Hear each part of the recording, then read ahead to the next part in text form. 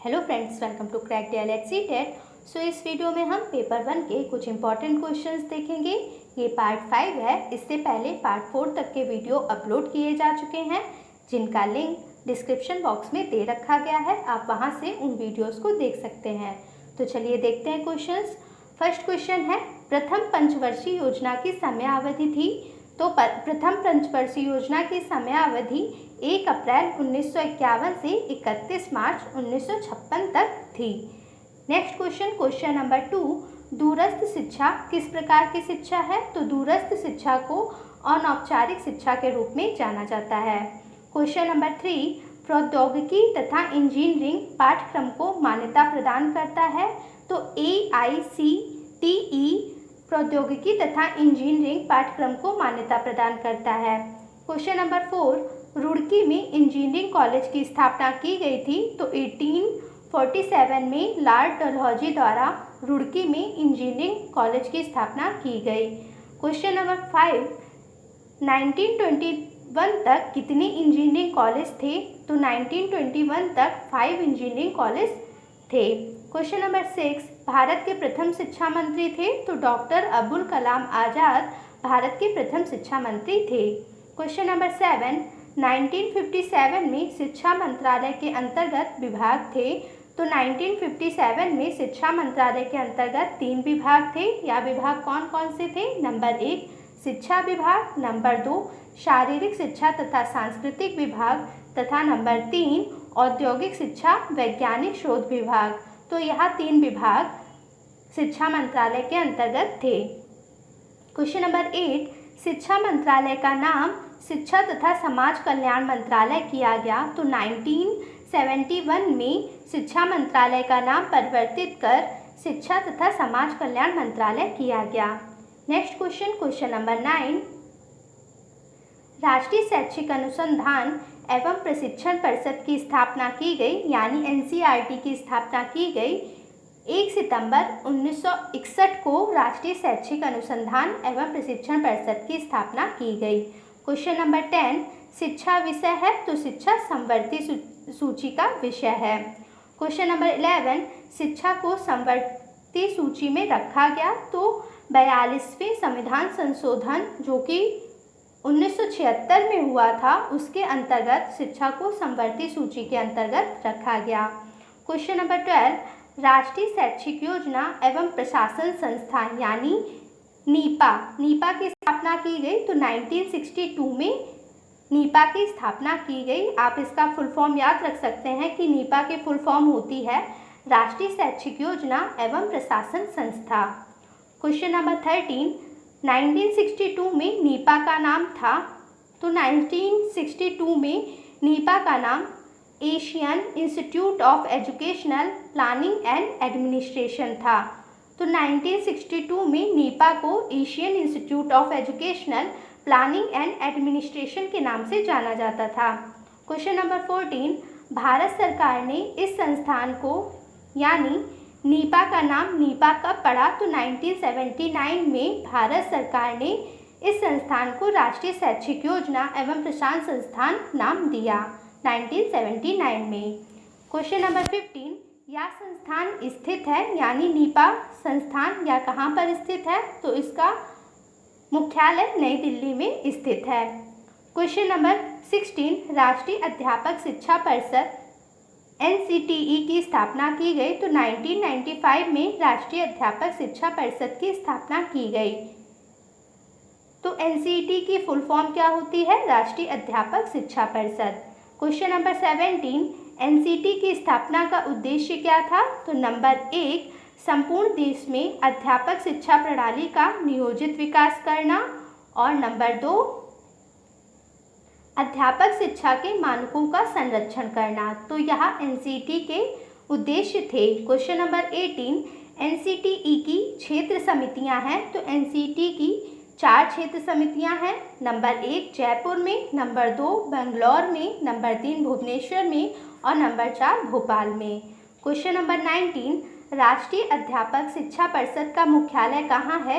राष्ट्रीय अध्यापक शिक्षा परिषद यानी NCTE का मुख्यालय नई दिल्ली में स्थित है। क्वेश्चन नंबर 20, राष्ट्रीय मूल्यांकन एवं प्रत्यायन परिषद की स्थापना की गई। राष्ट्रीय मूल्यांकन एवं प्रत्यायन परिषद की स्थापना 1994 में की गई। तो इसको नैक के नाम से भी जाना जाता है। तो आप याद रख सकते हैं नैक की फुल फॉर्म क्या होती है, राष्ट्रीय मूल्यांकन एवं प्रत्यायन परिषद। और इसका मुख्यालय कहाँ पर स्थित है, तो बेंगलोर में इसका मुख्यालय स्थित है।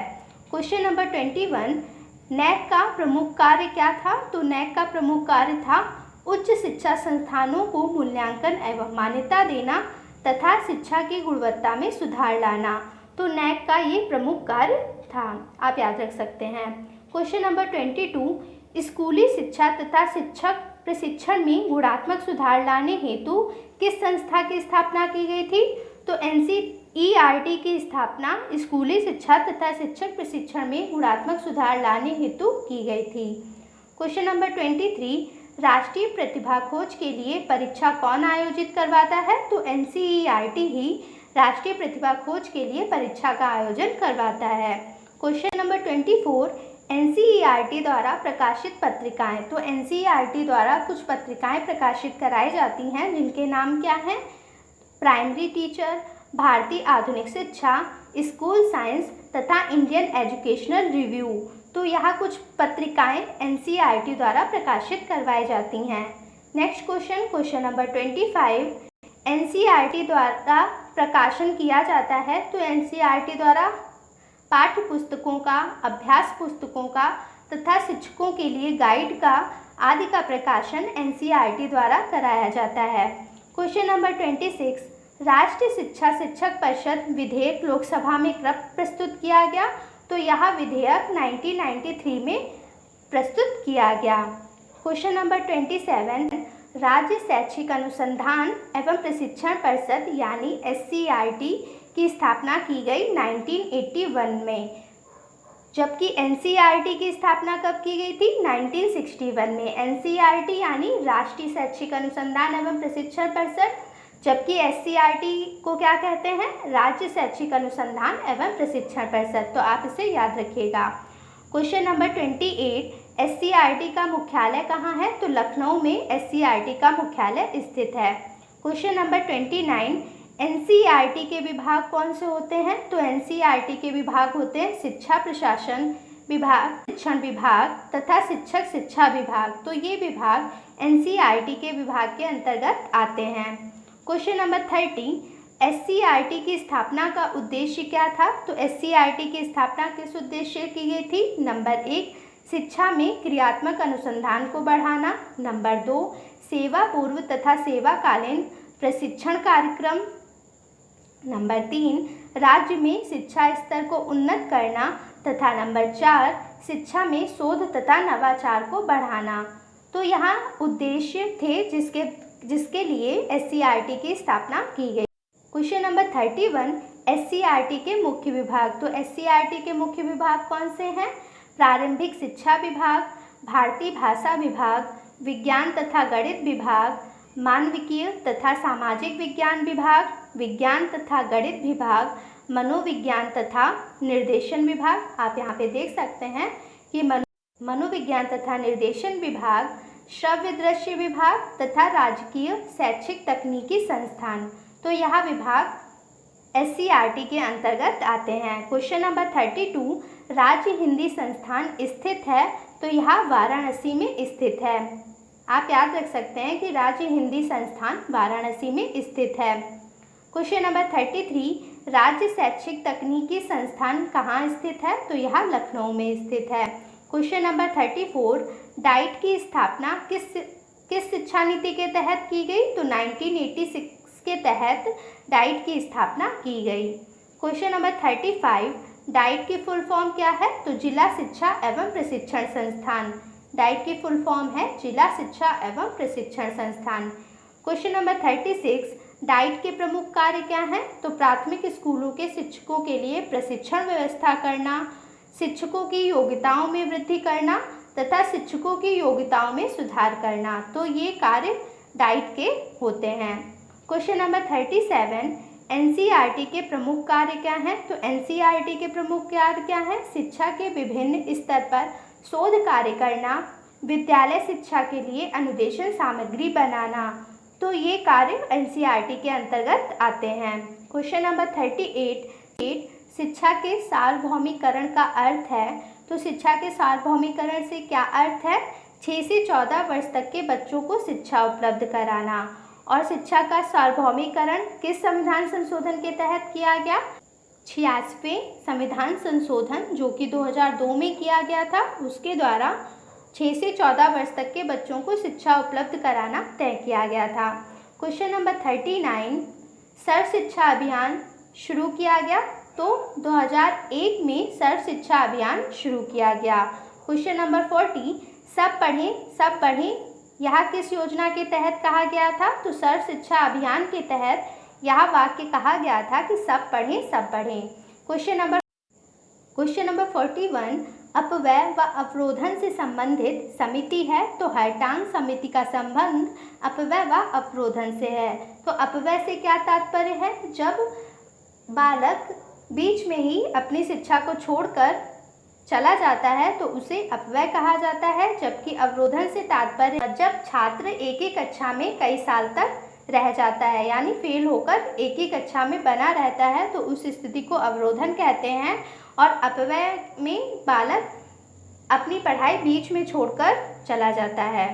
क्वेश्चन नंबर 42 भारतवर्ष में माध्यमिक शिक्षा का काल माना जाता है। तो 14 से 18 वर्ष तक के काल को माध्यमिक शिक्षा का काल माना जाता है। क्वेश्चन नंबर 43 राष्ट्रीय माध्यमिक शिक्षा अभियान शुरू किया गया। तो यहाँ 2009 में शुरू किया गया। इसको क्या कहते हैं? RMSA यानी राष्ट्रीय माध्यमिक शिक्षा अभियान कहते हैं, जिसकी शुरुआत 2009 में की गई।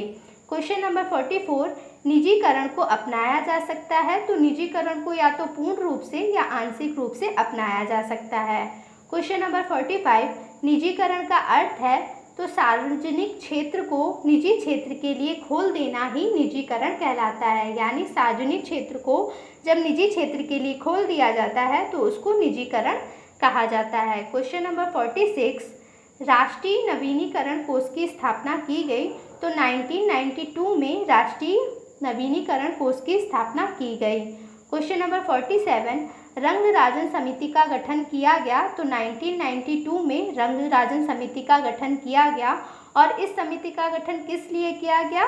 सार्वजनिक उद्यमों के शेयरों का विनिवेश करने हेतु इस समिति का गठन किया गया। क्वेश्चन नंबर 48 शिक्षा का मुख्य उद्देश्य है। तो बालक का सर्वांगीण विकास करना ही शिक्षा का मुख्य उद्देश्य है। नेक्स्ट क्वेश्चन देखते हैं। क्वेश्चन नंबर 49 मूल्यांकन प्रक्रिया है। तो मूल्यांकन एक निरंतर चलने वाली प्रक्रिया है। क्वेश्चन नंबर 50 सेमेस्टर प्रणाली का प्रयोग सर्वप्रथम किन देशों में किया गया? तो इंग्लैंड, अमेरिका और जर्मनी में सेमेस्टर प्रणाली का सफलतापूर्वक प्रयोग किया गया। तो आप इसे याद रख सकते हैं।